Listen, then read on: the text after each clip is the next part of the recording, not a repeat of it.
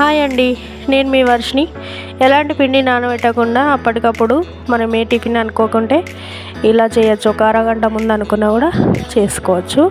ముందుగా మనం చట్నీ కోసం టమాటాలు, పచ్చిమిర్చి స్టవ్ మీద పెట్టుకున్న తర్వాత బియ్యాన్ని నానబెట్టుకోవాలి.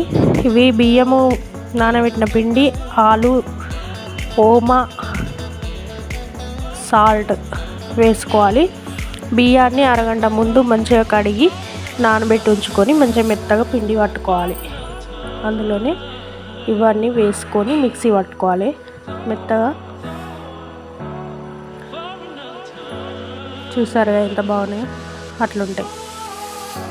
దాన్ని మిక్సీ జార్లో నుంచే తీసి నేను పునుగుల్లాగా వేసుకుంటున్నా. స్పూన్తో వేస్తే మన చేతికి అంటుకోకుండా కొంచెం నీట్గా ఉంటుంది.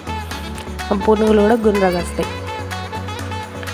ఇట్లా వేసిన వాటిని మంచిగా డీప్ ఫ్రై చేసుకోవాలి. గోల్డెన్ బ్రౌన్ కలర్ వచ్చేలాగా డీప్ ఫ్రై చేసుకోవాలి.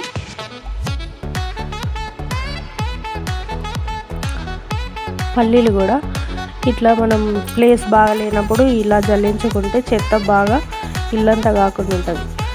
పల్లీలోనే కొత్తిమీర, ఉప్పు, టమాటాలు, ఎల్లిపాయలు అన్నీ వేసి మిక్సీ చేసుకున్నాం.